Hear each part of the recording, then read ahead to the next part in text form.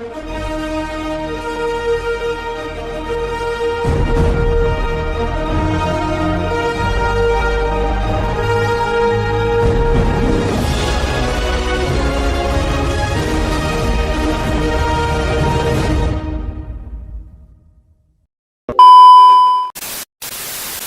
sebuah persimpangan jalan di Jawa Timur, muncul sebuah tumbal jalanan yang membuat warga sekitar penasaran. Tumbal tersebut berbentuk seperti patung kecil dengan wajah yang menakutkan. Banyak warga yang mencoba untuk menghancurkan tumbal tersebut, namun tidak ada yang berhasil. Warga sekitar mulai merasa khawatir karena tumbal tersebut dianggap sebagai pertanda buruk. Mereka mulai menghindari persimpangan jalan tersebut dan mencari jalan alternatif. Namun, tidak semua warga dapat menghindari persimpangan jalan tersebut karena letaknya yang strategis. Seorang warga tua bernama Pak Kaji mulai menyelidiki tentang asal-usul tumbal tersebut. Ia mendengar bahwa tumbal tersebut dibuat oleh seorang dukun yang ingin membalas dendam kepada warga sekitar. Pak Kaji tidak yakin apakah cerita tersebut benar atau tidak, namun ia tetap ingin mencari tahu lebih lanjut. Pak Kaji memutuskan untuk mengunjungi dukun yang diduga membuat tumbal tersebut. Ia berharap dapat menemukan jawaban tentang asal-usul tumbal tersebut dan cara untuk menghancurkannya. Namun, Pak Kaji tidak tahu bahwa dukun tersebut memiliki rencana lain yang lebih berbahaya. Pak Kaji berangkat ke rumah dukun tersebut dengan hati yang berdebar.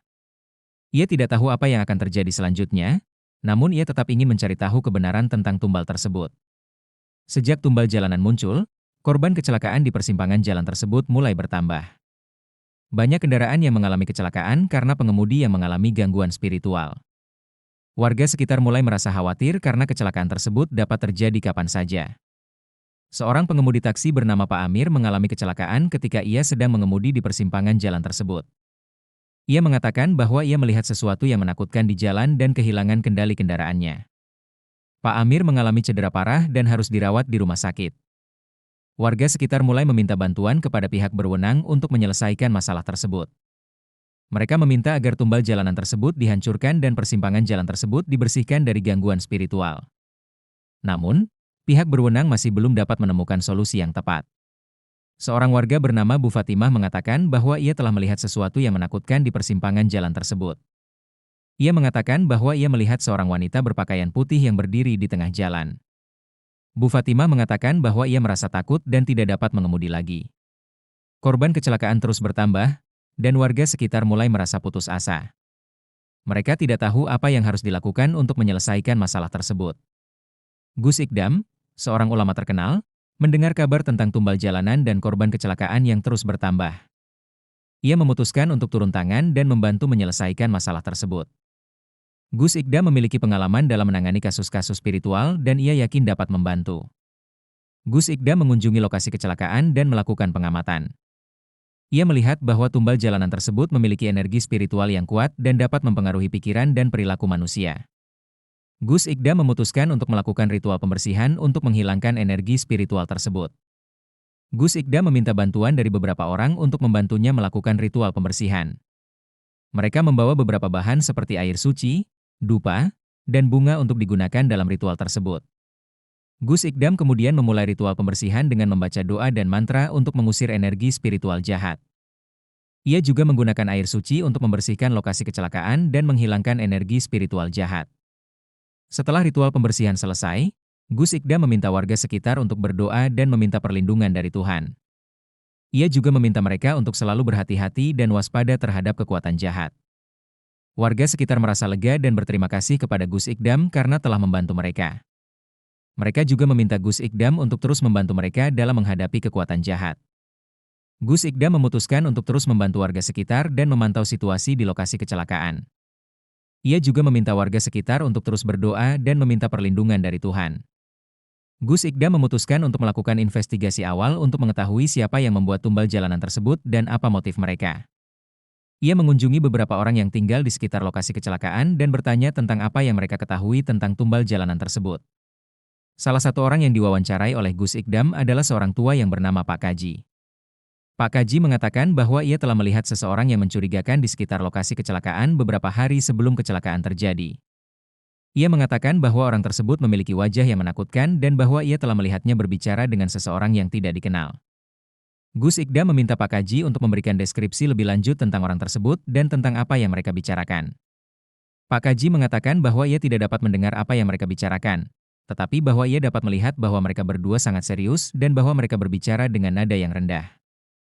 Gus Ikdam memutuskan untuk terus menyelidiki kasus tersebut dan mencari tahu lebih lanjut tentang orang yang mencurigakan tersebut.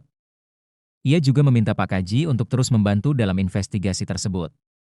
Gus Ikdam kemudian mengunjungi beberapa orang lain yang tinggal di sekitar lokasi kecelakaan dan bertanya tentang apa yang mereka ketahui tentang tumbal jalanan tersebut.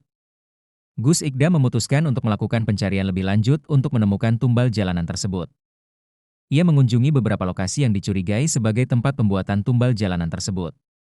Setelah beberapa jam pencarian, Gus Ikdam dan timnya akhirnya menemukan tumbal jalanan tersebut di sebuah gudang yang terletak di pinggiran kota.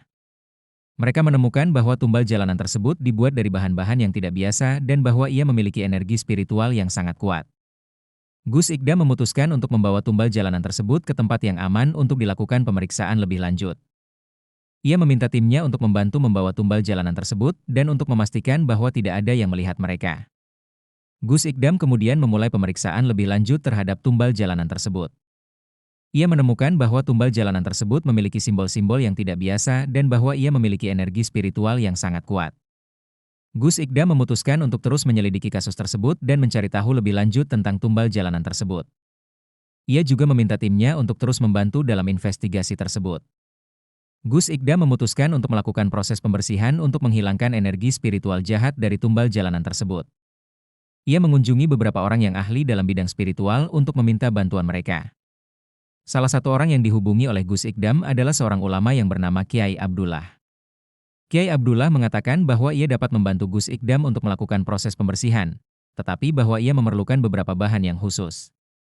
Gus Ikdam meminta Kiai Abdullah untuk memberikan daftar bahan yang diperlukan dan ia memutuskan untuk membeli bahan-bahan tersebut. Ia kemudian mengunjungi Kiai Abdullah dan meminta ia untuk memulai proses pembersihan. Kiai Abdullah memulai proses pembersihan dengan membaca doa dan mantra untuk mengusir energi spiritual jahat. Ia juga menggunakan air suci untuk membersihkan tumbal jalanan tersebut dan menghilangkan energi spiritual jahat. Setelah proses pembersihan selesai, Gus Ikdam dan Kiai Abdullah memutuskan untuk melakukan pemeriksaan lebih lanjut untuk memastikan bahwa tumbal jalanan tersebut telah bersih dari energi spiritual jahat. Selama proses pembersihan, Gus Ikdam dan Kiai Abdullah menghadapi perlawanan dari kekuatan jahat yang tidak ingin tumbal jalanan tersebut dibersihkan. Mereka melihat bahwa tumbal jalanan tersebut mulai bergerak dan bahwa energi spiritual jahat mulai keluar dari dalamnya. Gus Ikdam dan Kiai Abdullah memutuskan untuk meningkatkan kekuatan spiritual mereka untuk melawan kekuatan jahat tersebut. Mereka membaca doa dan mantra untuk meminta bantuan dari Tuhan dan untuk meningkatkan kekuatan spiritual mereka. Kekuatan jahat tersebut semakin kuat dan Gus Ikdam dan Kiai Abdullah harus menggunakan semua kekuatan spiritual mereka untuk melawannya. Mereka berdua berjuang dengan gigih untuk mengusir kekuatan jahat tersebut dan membersihkan tumbal jalanan tersebut. Setelah beberapa jam perlawanan, Gus Ikdam dan Kiai Abdullah akhirnya berhasil mengusir kekuatan jahat tersebut dan membersihkan tumbal jalanan tersebut. Mereka berdua merasa lega dan bahagia karena telah berhasil menyelesaikan misi mereka. Gus Ikdam dan Kiai Abdullah kemudian memutuskan untuk menghancurkan tumbal jalanan tersebut untuk mencegah kekuatan jahat tersebut kembali. Gus Ikdam dan Kiai Abdullah memutuskan untuk menghancurkan tumbal jalanan tersebut untuk mencegah kekuatan jahat tersebut kembali. Mereka membawa tumbal jalanan tersebut ke sebuah tempat yang aman dan memulai proses penghancuran. Gus Ikdam dan Kiai Abdullah membaca doa dan mantra untuk meminta bantuan dari Tuhan dalam proses penghancuran tersebut. Mereka juga menggunakan air suci untuk membersihkan tumbal jalanan tersebut sebelum menghancurkannya. Setelah proses penghancuran selesai, Gus Ikdam dan Kiai Abdullah memutuskan untuk melakukan pemeriksaan lebih lanjut untuk memastikan bahwa tumbal jalanan tersebut telah benar-benar hancur. Gus Ikdam dan Kiai Abdullah kemudian memutuskan untuk kembali ke komunitas mereka dan memberitahu mereka tentang keberhasilan misi mereka. Mereka berdua merasa bahagia dan lega karena telah berhasil menyelesaikan misi mereka. Komunitas mereka menyambut Gus Ikdam dan Kiai Abdullah dengan hangat dan merayakan keberhasilan misi mereka. Setelah penghancuran tumbal jalanan tersebut, keamanan di komunitas mereka mulai kembali. Warga komunitas mereka merasa lega dan bahagia karena telah terbebas dari kekuatan jahat tersebut. Gus Ikdam dan Kiai Abdullah memutuskan untuk terus memantau situasi di komunitas mereka untuk memastikan bahwa kekuatan jahat tersebut tidak kembali. Mereka juga memutuskan untuk meningkatkan keamanan di komunitas mereka dengan memasang penjagaan dan melakukan patroli secara teratur. Warga komunitas mereka mulai kembali melakukan aktivitas sehari-hari mereka dengan tenang dan aman. Mereka juga mulai kembali beribadah dan melakukan kegiatan spiritual mereka dengan tenang dan aman. Gus Ikdam dan Kiai Abdullah juga memutuskan untuk melakukan ritual pembersihan secara teratur untuk memastikan bahwa komunitas mereka tetap bersih dari kekuatan jahat. Mereka juga memutuskan untuk meningkatkan kesadaran warga komunitas mereka tentang pentingnya menjaga keamanan dan keselamatan spiritual. Dengan demikian, komunitas mereka mulai kembali menjadi tempat yang aman dan tenang, di mana warga dapat hidup dengan damai dan melakukan aktivitas sehari-hari mereka dengan tenang dan aman. Pak Kaji, yang sebelumnya telah membuat tumbal jalanan tersebut, mulai merasa bersalah dan menyesal atas tindakannya. Ia memutuskan untuk mengakui kesalahannya kepada Gus Ikdam dan Kiai Abdullah. Pak Kaji mengunjungi Gus Ikdam dan Kiai Abdullah dan mengakui bahwa ia telah membuat tumbal jalanan tersebut untuk membalas dendam kepada warga komunitas mereka. Ia juga mengakui bahwa ia telah bekerja sama dengan kekuatan jahat untuk mencapai tujuannya. Gus Ikdam dan Kiai Abdullah mendengarkan pengakuan Pak Kaji dengan sabar dan bijaksana. Mereka memutuskan untuk memberikan ampunan kepada Pak Kaji dan membantunya untuk memulai hidup baru yang lebih baik. Pak Kaji merasa lega dan bahagia karena telah diberikan ampunan dan kesempatan untuk memulai hidup baru. Ia memutuskan untuk meninggalkan kebiasaan lamanya dan menjadi orang yang lebih baik. Dengan demikian, Pak Kaji dapat memulai hidup baru yang lebih baik dan menjadi bagian dari komunitas yang lebih harmonis dan damai. Setelah penghancuran tumbal jalanan tersebut dan pengakuan Pak Kaji, komunitas mereka mulai mengalami perubahan yang positif. Warga komunitas mereka mulai lebih peduli dan saling membantu satu sama lain. Gus Ikdam dan Kiai Abdullah memutuskan untuk meningkatkan kegiatan spiritual dan sosial di komunitas mereka. Mereka memulai program-program untuk membantu warga komunitas mereka yang membutuhkan.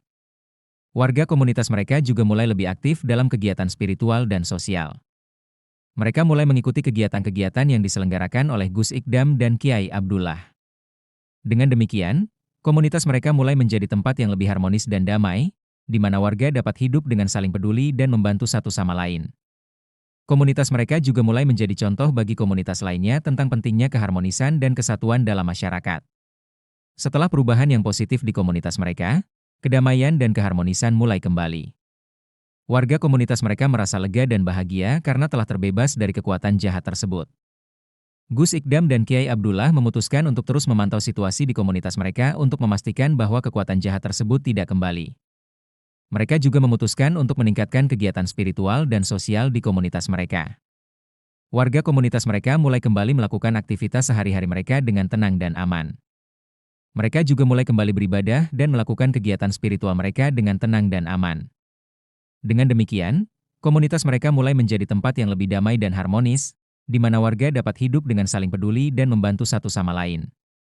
Gus Ikdam dan Kiai Abdullah merasa lega dan bahagia karena telah berhasil membantu komunitas mereka untuk kembali menjadi tempat yang damai dan harmonis. Warga komunitas mereka memutuskan untuk memberikan penghargaan kepada Gus Ikdam karena telah berhasil membantu mereka untuk kembali menjadi tempat yang damai dan harmonis. Mereka mengadakan acara penghargaan untuk Gus Ikdam dan memberikan hadiah kepada beliau. Gus Ikdam merasa terharu dan bahagia karena telah diberikan penghargaan oleh warga komunitas mereka. Ia memutuskan untuk menerima penghargaan tersebut dengan tawadu, dan meminta warga komunitas mereka untuk terus menjaga keharmonisan dan kesatuan di komunitas mereka. Warga komunitas mereka juga memutuskan untuk memberikan penghargaan kepada Kiai Abdullah karena telah membantu Gus Ikdam dalam membantu komunitas mereka. Mereka mengadakan acara penghargaan untuk Kiai Abdullah dan memberikan hadiah kepada beliau. Dengan demikian, Gus Ikdam dan Kiai Abdullah merasa lega dan bahagia karena telah berhasil membantu komunitas mereka untuk kembali menjadi tempat yang damai dan harmonis. Gus Ikdam dan Kiai Abdullah memutuskan untuk terus membantu komunitas mereka untuk menjaga keharmonisan dan kesatuan di komunitas mereka. Gus Ikdam memutuskan untuk memberikan peringatan kepada Juragan Cabe, pemilik warung makan yang telah menggunakan tumbal jalanan tersebut untuk membalas dendam kepada warga komunitas mereka. Gus Ikdam meminta Juragan Cabe untuk tidak melakukan tindakan yang sama lagi dan untuk meminta maaf kepada warga komunitas mereka. Juragan Cabe merasa takut dan meminta maaf kepada Gus Ikdam dan warga komunitas mereka. Ia memutuskan untuk tidak melakukan tindakan yang sama lagi dan untuk memulai hidup baru yang lebih baik. Gus Ikdam memutuskan untuk memberikan ampunan kepada Juragan Cabe dan meminta warga komunitas mereka untuk juga memberikan ampunan kepada beliau. Dengan demikian, Juragan Cabe dapat memulai hidup baru yang lebih baik dan menjadi bagian dari komunitas yang lebih harmonis dan damai. Gus Ikdam memutuskan untuk terus memantau situasi di komunitas mereka untuk memastikan bahwa tidak ada tindakan yang sama lagi yang dilakukan oleh Juragan Cabe atau orang lain. Setelah semua peristiwa yang telah terjadi, Gus Ikdam dan warga komunitas mereka dapat menarik kesimpulan bahwa kekuatan jahat dapat diatasi dengan kekuatan spiritual dan kebersamaan. Mereka juga belajar bahwa penting untuk selalu berhati-hati dan waspada terhadap kekuatan jahat yang dapat mengancam keharmonisan dan kesatuan di komunitas mereka. Gus Ikdam memutuskan untuk terus membantu komunitas mereka untuk menjaga keharmonisan dan kesatuan di komunitas mereka. Ia juga memutuskan untuk terus memantau situasi di komunitas mereka untuk memastikan bahwa tidak ada tindakan yang sama lagi yang dilakukan oleh juragan cabe atau orang lain. Warga komunitas mereka juga memutuskan untuk terus menjaga keharmonisan dan kesatuan di komunitas mereka. Mereka memutuskan untuk terus berkomunikasi dan bekerja sama untuk mengatasi masalah yang dapat timbul di komunitas mereka. Dengan demikian, komunitas mereka dapat terus menjadi tempat yang damai, harmonis, dan sejahtera. Mereka dapat terus hidup dengan saling peduli dan membantu satu sama lain. Gus Ikdam dan warga komunitas mereka dapat menarik pelajaran bahwa kekuatan spiritual dan kebersamaan dapat mengatasi kekuatan jahat dan menjaga keharmonisan dan kesatuan di komunitas mereka.